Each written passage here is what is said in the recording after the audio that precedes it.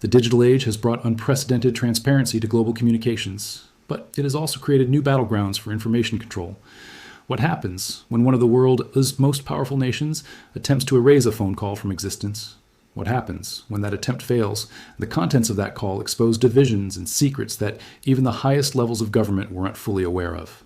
This is the story of a conversation that China desperately wanted to delete. A call so sensitive that its revelation sent shockwaves through Beijing's corridors of power and fundamentally altered our understanding of how decisions are made in the world's second largest economy. The incident began ordinarily enough, or at least as ordinarily as any high-level diplomatic communication can begin. A phone call was placed between senior officials, the kind of routine exchange that happens thousands of times each day in the normal course of international relations. But this particular call was anything but routine. The conversation touched on matters of such sensitivity, revealed such stark disagreements within the Chinese government, and exposed such fundamental contradictions in official policy that once its contents became known, the scramble to contain the damage began immediately. Understanding why this call mattered requires understanding the nature of information control in modern China. The Chinese government has built perhaps the most sophisticated system of information management in human history. The Great Firewall blocks access to foreign websites and services. Domestic social media platforms are monitored in real time, with armies of censors ready to delete posts and silence accounts that stray too far from approved narratives. News media operates under strict guidelines about what can and cannot be reported. This system has been refined over decades and generally proves remarkably effective at controlling the information environment within China's borders. But the digital age has also created vulnerabilities in even the most comprehensive censorship systems. Information that crosses borders through encrypted channels, communications that involve foreign parties who aren't subject to Chinese control, and the sheer volume of data flowing through modern communication networks all create opportunities for leaks and exposure. This particular call fell into that vulnerable category because it involved parties outside China's direct jurisdiction, and the technical infrastructure that carried the conversation included systems that Beijing couldn't simply shut down or control. The call itself involved discussions about economic policy, specifically China's approach to managing its slowing economy, its relationship with foreign investors, and internal debates about how to balance economic opening with political control. What made the conversation so explosive was not necessarily any single revelation, but rather the cumulative picture it painted of confusion, disagreement, and policy incoherence at the highest levels of Chinese governance. The carefully cultivated image of a unified leadership moving in lockstep to execute a well-conceived plan was shattered by a conversation that revealed something much messier and more uncertain. One of the most striking aspects of the call was the revelation that different branches of the Chinese government were operating with fundamentally different understandings of what the country's economic strategy actually was. Officials responsible for managing foreign investment were apparently under the impression that China was committed to further opening its markets and creating a more welcoming environment for international capital. Meanwhile, those focused on domestic political stability were working from an entirely different playbook that prioritized control and party authority over economic considerations. These contradictory approaches were not the result of some grand strategic ambiguity, but rather reflected genuine confusion and lack of coordination. The international economic community had long suspected that Chinese policymaking involved more internal debate and disagreement than the public facade suggested, but having those suspicions confirmed in such stark terms was nonetheless shocking. Foreign investors and governments had been trying for years to understand what China's true intentions were regarding market access, intellectual property protection, and the rule of law. The call revealed that, in some cases, there might not be clear intentions at all, just different factions pulling in different directions with no clear resolution. When word of the call's contents began to leak, the response from Chinese authorities was swift and comprehensive. Instructions went out through official and unofficial channels to delete any reference to the call from Chinese internet platforms. Social media posts mentioning it disappeared within minutes. News websites that had briefly carried reports pulled their articles. Even private messaging apps saw messages containing certain keywords related to the call mysteriously vanish. The apparatus of censorship swung into action with impressive efficiency. But here's where the story takes its most fascinating turn. The attempt to delete the call from public consciousness revealed that even Beijing's own security and intelligence apparatus did not have complete knowledge of what had been discussed. Lower-level officials tasked with scrubbing the internet of references to the call were working with incomplete information, deleting some things while missing others, creating an inconsistent pattern of censorship that actually drew more attention to the incident than a more measured response might have. The very comprehensiveness of the deletion effort signaled that something truly significant had occurred. Moreover, the call had been recorded and archived by systems outside Chinese control. Foreign intelligence services had intercepted it, which is standard practice in international relations. Some participants in or around the call had made their own recordings. Journalists who had gotten wind of the conversation had backed up their notes and recordings before the crackdown began.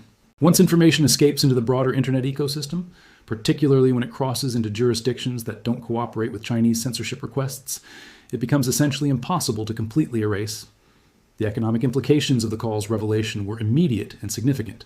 Stock markets in Hong Kong and Shanghai experienced volatility as investors tried to parse what the exposed divisions in Chinese policymaking might mean for their holdings. Foreign companies with operations in China faced renewed uncertainty about the regulatory environment they would be operating in. Currency markets saw fluctuations as traders adjusted their expectations about Chinese economic policy. The carefully managed narrative of stability and clear direction that Chinese authorities had worked so hard to maintain was suddenly in question. What economists found particularly revealing in the call was the discussion of China's debt situation. The conversation included surprisingly frank acknowledgments that local government debt was far larger than official figures suggested, and that many of the mechanisms that had been created to hide this debt from scrutiny were beginning to fail. Provincial officials had been using off-balance sheet financing vehicles to fund infrastructure projects and real estate development, creating obligations that didn't show up in official debt statistics, but were nonetheless very real. The call revealed that senior officials were aware of this problem and deeply concerned about it, but there was no consensus about how to address it without triggering a financial crisis or exposing the extent to which official statistics had been manipulated. The real estate sector featured prominently in the conversation, with participants discussing the precarious state of major property developers who were carrying unsustainable debt loads. What shocked listeners was the revelation that some officials had been advocating for allowing these companies to fail and writing off the bad debts, while others insisted that such failures would trigger social unrest and couldn't be permitted. The lack of resolution to this fundamental policy question explained a lot about the inconsistent and often contradictory signals that had been coming out of Beijing regarding the property sector. The government wasn't playing some sophisticated game of strategic ambiguity. They genuinely couldn't agree on what to do. Youth unemployment, which had become an increasingly sensitive topic in China, also came up in the call. The conversation revealed that the official youth unemployment statistics that China had recently stopped publishing were not stopped because the methodology needed revision, as officially claimed, but because the real numbers were so high that publishing them risked triggering social unrest. Participants in the call discussed youth unemployment rates north of 40% in some regions, figures that would represent a profound failure of the economic model that had delivered decades of growth and rising living standards. The call also touched on China's relationship with the United States and the impact of technological restrictions that had been imposed on Chinese companies. What emerged was a picture of growing concern that China's technological advancement was being seriously hampered by limited access to advanced semiconductors and chip-making equipment. Some officials expressed views that China had been too confident about its ability to quickly develop indigenous alternatives to American technology, and that the country was facing a much longer period of technological disadvantage than had been anticipated. This contradicted public statements that had minimized the impact of American restrictions and projected confidence about China's technological trajectory. Foreign policy considerations weaved through the economic discussions in revealing ways. The call included references to how China's increasingly assertive foreign policy stance had complicated economic relations with key trading partners and investment sources. Some participants argued that the country's diplomatic approach was creating unnecessary economic headwinds and making it harder to achieve growth targets. Others insisted that China couldn't appear weak or accommodating without undermining its position as a rising power. These tensions between economic pragmatism and geopolitical ambition weren't new, but hearing them debated so openly by senior officials gave them new salience. The Belt and Road Initiative, China's massive infrastructure investment program spanning dozens of countries, came under surprising criticism in the call. Participants discussed how many of the projects were delivering poor returns or no returns at all, how recipient countries were struggling to repay loans, and how the initiative was increasingly seen as a geopolitical liability rather than the asset it was supposed to be. There were references to having to write off billions in loans and discussion of whether to continue pouring resources into the initiative or quietly scale it back. This frank assessment contrasted sharply with public statements that continued to tout the program's success. When Chinese authorities realized that their attempts to completely delete the call from existence had failed, the strategy shifted to one of damage control and narrative management. State media began running stories that attempted to reframe some of what had been revealed, providing official context and interpretation. Friendly commentators were mobilized to argue that the disagreements revealed in the call were actually evidence of healthy policy debate and shouldn't be seen as confusion or weakness. The goal was to shift the conversation from what the call revealed to how it should be properly understood. This damage control effort faced significant challenges because the call had revealed not just policy disagreements, but also the extent to which official narratives didn't match internal assessments. When government statistics are shown to be unreliable and official statements are revealed to contradict private beliefs, rebuilding credibility becomes extremely difficult. Foreign investors and analysts who had already been skeptical of Chinese data found their skepticism vindicated, making them even less likely to trust future official pronouncements. The incident also exposed limitations in China's intelligence and security apparatus. The fact that the call had been intercepted and its contents leaked suggested vulnerabilities in communication security. The uneven and sometimes contradictory censorship response suggested that information sharing within the security services was not as seamless as might be expected. Most surprisingly, the revelation that senior officials in Beijing were not fully aware of all the details of the call before it became public indicated that information flow even within the highest levels of government was less comprehensive than outside observers had assumed. This last point deserves particular emphasis because it challenges some fundamental assumptions about how China is governed. The common image of the Chinese system is one of comprehensive surveillance and information control, where the leadership has access to all relevant information and can make decisions based on complete knowledge. The scramble to understand what had been said in the call after it became public suggested something messier, where information silos exist even at senior levels, and where officials sometimes learn about sensitive matters through leaks rather than through proper channels. For Chinese citizens who became aware of the call despite censorship efforts, the revelations prompted a range of reactions. Some felt vindicated in their suspicions that official narratives didn't reflect reality. Others were disturbed by the apparent lack of clear direction from the leadership on critical economic issues. Many were primarily concerned about what the revealed problems meant for their own economic prospects and worried about job security, savings, and property values. The government's heavy-handed attempts to censor discussion of the call added to a growing sense that authorities were more focused on controlling information than solving problems. The incident occurred against a backdrop of already declining confidence in China's economic prospects. Growth had been slowing for years as the country faced the challenges of transitioning from an investment and export-driven model to one based more on domestic consumption. Demographics were becoming increasingly unfavorable as the population aged and the workforce began to shrink. The COVID-19 pandemic and the government's prolonged zero-COVID policy had inflicted economic damage and eroded public trust. The real estate bubble that had driven so much growth looked increasingly fragile. Into this environment came revelations that leadership was divided and uncertain about how to address these challenges. International economists seized on the call, its contents, as confirmation of analyses they had been developing about structural problems in the Chinese economy. The reliance on debt-fueled infrastructure investment was clearly unsustainable. The property sector was overleveraged and overbuilt. Local governments were effectively insolvent. The banking system was carrying enormous quantities of bad loans that hadn't been properly recognized. These weren't new observations, but having them confirmed by the private assessments of Chinese officials gave them greater weight and urgency. The call also revealed important information about the balance of power within Chinese leadership circles. Some participants in the conversation spoke with evident authority, while others were more deferential.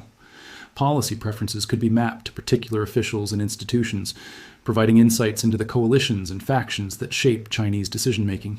For foreign governments and businesses trying to influence Chinese policy, understanding these internal dynamics was valuable intelligence that could inform their strategies for engagement. Technological surveillance played an interesting dual role in this entire incident. On one hand, China's comprehensive surveillance state was what made the government's attempt to delete references to the call so effective within China's borders. The same technologies that enable monitoring of the population can be used to censor and control information. On the other hand, modern communication technologies and the global nature of digital networks created the vulnerabilities that allowed the call to be intercepted and its contents to spread beyond the government's ability to contain them. The irony of China trying to delete a call from existence in the digital age was not lost on observers. Everything digital leaves traces, and the more comprehensive the deletion effort, the more obvious it becomes that something significant is being hidden. The Streisand effect, where attempts to suppress information actually draw more attention to it, was fully operational.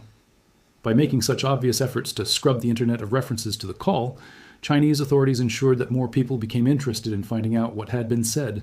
For Beijing, the incident represented a failure on multiple levels.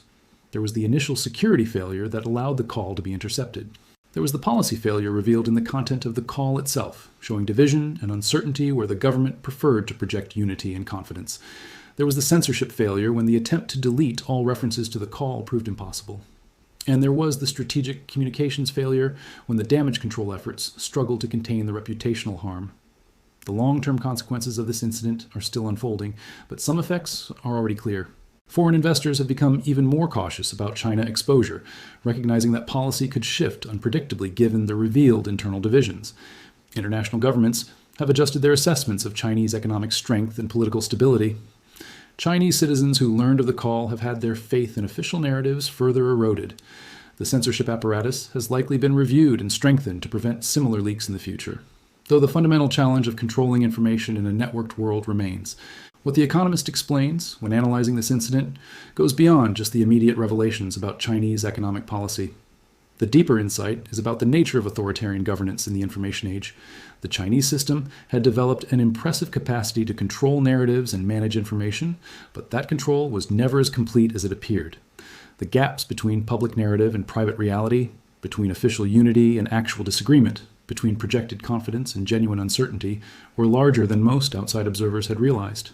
The call that China tried to delete has become a symbol of these contradictions. It represents the limits of information control, the complications of authoritarian decision-making, and the challenges of managing a complex modern economy with a political system designed for a different era.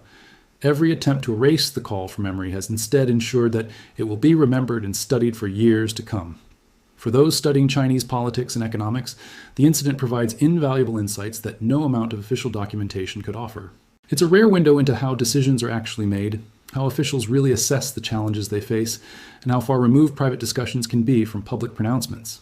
Academic papers will be written analyzing every aspect of what was revealed. Intelligence agencies will incorporate these insights into their assessments of Chinese capabilities and intentions. Businesses will factor these revelations into their risk calculations. The human dimension of this story is also worth considering. Real people participated in that call, discussing problems they were genuinely worried about and struggling to solve. The subsequent exposure of their private conversation to global scrutiny likely had significant personal consequences. Careers may have been damaged or ended. Relationships within the leadership may have been strained. The participants probably thought they were having a confidential discussion among trusted colleagues, only to find their words analyzed and debated across the world. For the broader Chinese population, those who managed to learn about the call despite censorship efforts, the incident was another data point in an evolving relationship with their government. Each gap between official narrative and revealed reality, each heavy-handed censorship campaign, each acknowledgement that things aren't going as smoothly as official statements suggest, incrementally affects public trust and legitimacy. The Chinese Communist Party has based its claim to continued rule significantly on its record of delivering economic growth and rising living standards. When that economic model faces challenges that leadership appears uncertain how to address, the foundation of that legitimacy faces new stresses. The global implications extend to how the international community engages with China on everything from trade to climate change to security issues. If Chinese officials themselves are uncertain about their country's economic trajectory and divided about policy directions, it complicates negotiations and agreements that assume China can reliably implement agreed-upon policies. The revealed dysfunction has implications for the stability of the global economic system, given China's enormous role in manufacturing, trade, and finance. Looking forward, the incident raises questions about what other gaps exist between China's carefully managed public image and the messier reality of governance and policymaking. If this one leaked call could reveal so much that contradicted official narratives, what else might be learned if other internal communications were exposed? The incident has likely made Chinese officials more careful about what they say in communications that could potentially be intercepted, but it has also heightened international interest in gathering such intelligence. The story of the call China tried to delete is ultimately a story about power and its limits in the 21st century. China has accumulated enormous power, economic and political, and increasingly military. But the ability to control information, once thought to be a key tool of authoritarian governance, is constrained by technological realities and the networked nature of modern communications. The attempt to make a conversation disappear instead ensured it would be remembered, analyzed, and referenced for years to come. What changed after the call wasn't just international understanding of Chinese economic policy challenges, but recognition of the fundamental vulnerabilities that even the most sophisticated authoritarian system faces in trying to manage its image and control its narrative in a digital age.